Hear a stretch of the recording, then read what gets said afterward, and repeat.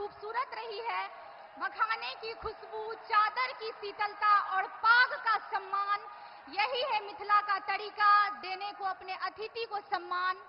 अब इसी क्रम में अब मैं निवेदन करना चाहूंगी एनडीए के सभी जिला अध्यक्ष और क्षेत्र प्रभारी को कि वो हमारे माननीय प्रधानमंत्री का आके स्वागत करे, अभिनंदन करे।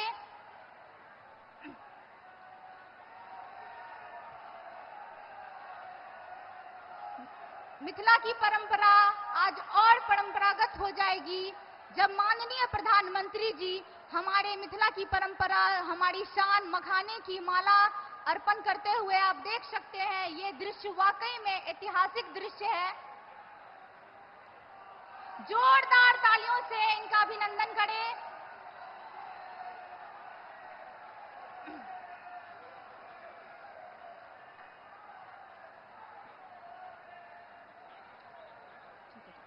अब मैं पूर्व प्रदेश अध्यक्ष और सांसद श्री संजय कुशवाहा जी को, संजय जायसवाल जी को और माननीय प्रधानमंत्री जी को उनको स्वागत करने के लिए बुलाना चाहूंगी। सहरसा मिथिला की धरती पर उपस्थित इस विश्व के सबसे लोकप्रिय नेता और मिथिला की धरती पर प्रभु श्री राम का अयोध्या में भव्य मंदिर बनाने वाले माननीय प्रधानमंत्री श्री नरेंद्र भाई मोदी जी का हार्दिक स्वागत और अभिनंदन करता हूं। मैं स्वागत करता हूं वैसे प्रधानमंत्री जी का जिन्होंने हर गरीब के खाता खुलवाया और उसका नतीजा है कि 44 लाख करोड़ रुपए गरीबों के खाते में न केवल सीधे गए बल्कि अभी जो मेरी बहनें बैठी हैं सभी के खाते में 10,000 रुपए गए, जिससे कि दिवाली और छठ अच्छे से बीत सके। मैं स्वागत करता हूं प्रधानमंत्री जी का जिनके कारण आज हर गरीब को मुफ्त में अनाज मिल रहा है, हर गरीब को मुफ्त में इलाज मिल रहा है और 70 साल से ऊपर के प्रत्येक व्यक्ति को अगर उसके परिवार में उसको अपने बेटे पोते का मुंह नहीं देखना है, उसके इलाज की सुविधा करने वाले माननीय प्रधानमंत्री श्री नरेंद्र भाई मोदी जी हैं।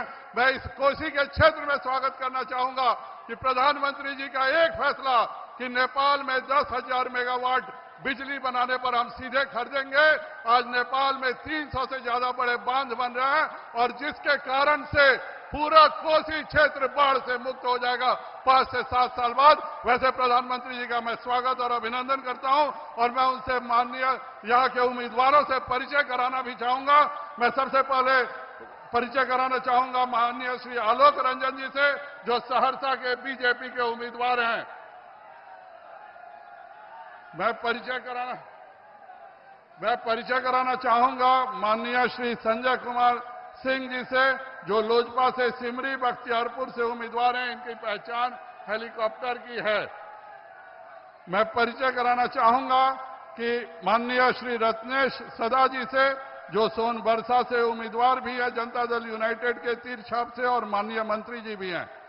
मैं परिचय कराना चाहूंगा माननीय श्री गुंजेश्वर शाह जी से, जो जनता दल यूनाइटेड के महिषी से उम्मीदवार हैं और इनके भी ईवीएम में निशान तीरछाप है। मैं परिचय कराना चाहूंगा रामजी ऋषिदेव जी से, जो जनता दल यूनाइटेड से सिंहेश्वर से उम्मीदवार हैं और इनका भी निशान तीरछाप है। मैं परिचय कराना चाहूंगा माननीय निरंजन कुमार मेहता जी से, जो जनता दल यूनाइटेड के बिहारीगंज से उम्मीदवार हैं और इनका भी निशान तीरछाप है। मैं परिचय कराना चाहूंगा माननीय 9 बार के माननीय विधायक और मंत्री श्री विजेंद्र यादव जी से, जो सुपौल से इस बार जनता दल यूनाइटेड के उम्मीदवार हैं। मैं परिचय कराना चाहूंगा श्री रामविलास कामत जी से, जो जनता दल यूनाइटेड के पिपरा से उम्मीदवार हैं और तीर के छाप से चुनाव लड़ रहे हैं। मैं परिचय कराना चाहूंगा माननीय श्री अनिरुद्ध प्रसाद यादव जी से, जनता दल यूनाइटेड के उम्मीदवार हैं निर्मली से और इनका भी निशान तीरछाप है। और माननीय प्रधानमंत्री जी को मैं पूरा विश्वास दिलाता हूं कि कोसी का यह क्षेत्र आपके आने के बाद पूरे तौर पर राष्ट्रीय जनतांत्रिक गठबंधन का क्षेत्र बन जाएगा और यहाँ की सभी सीटें हम एनडीए के हमारे सारी साथी जीतेंगे। मैं फिर से एक बार नारा लगाना चाहूंगा 2025 नरेंद्र और नीतीश, और इस बार हम 225 सीट जीत के प्रधानमंत्री जी को एक तोहफा देंगे। प्रधानमंत्री जी के इस क्षेत्र में आगमन पर पूरा बहुत बहुत आभार। नरेंद्र मोदी जिंदाबाद, नरेंद्र मोदी जिंदाबाद। बहुत बहुत धन्यवाद। अब मैं बुलाना चाहूंगी उन्हें जिन्हें हम सुबह से एक बेसब्री से सुनना चाहते हैं, वह जिनकी विचार हमें प्रेरित करती है। आइए करतल ध्वनि से स्वागत करते हैं, अभिनंदन करते हैं हमारे यशस्वी प्रधानमंत्री श्री नरेंद्र मोदी जी का। महोदय, आपसे निवेदन है कि अपने ओजस्वी विचार हम सभी के साथ साझा करें और हमें कृतार्थ करें। भारत माता की, भारत माता की, भारत माता की, विषहरा माता की, मां उग्रतारा स्थान, बाबा सिंहेश्वर स्थान, महादेव और बाबा कारू खिरहरी स्थान के यही पावन धरती पर हम सबके प्रणाम करे छी। अहा सबक स्नेह आ अपनत्व हमार हृदय के गहराई कोना तक छू गेले। साथियों, बिहार में पहले चरण के मतदान के लिए अब सिर्फ 2 दिन बाकी है।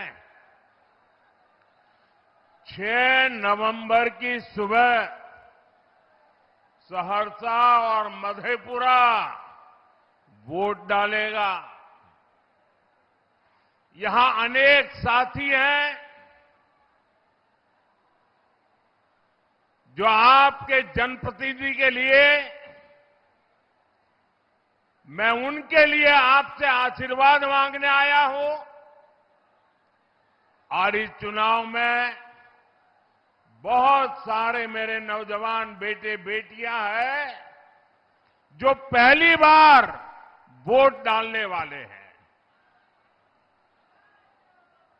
मैंने जब जीवन में पहली बार वोट डाला था तो मेरे मन में एक इच्छा थी कि मेरा वोट फेल नहीं जाना चाहिए। हवा का रुख देखूंगा और मेरे वोट से सरकार बने, ऐसा मैंने पहला जब वोट डाला तब सोचा था। और मेरी वो खुशी रही कि मैं सफल हो गया। अब मैं आपको भी कहता हूं, अपना जो पहला वोट डालेंगे ना, वो सरकार बनाने वाला वोट चाहिए।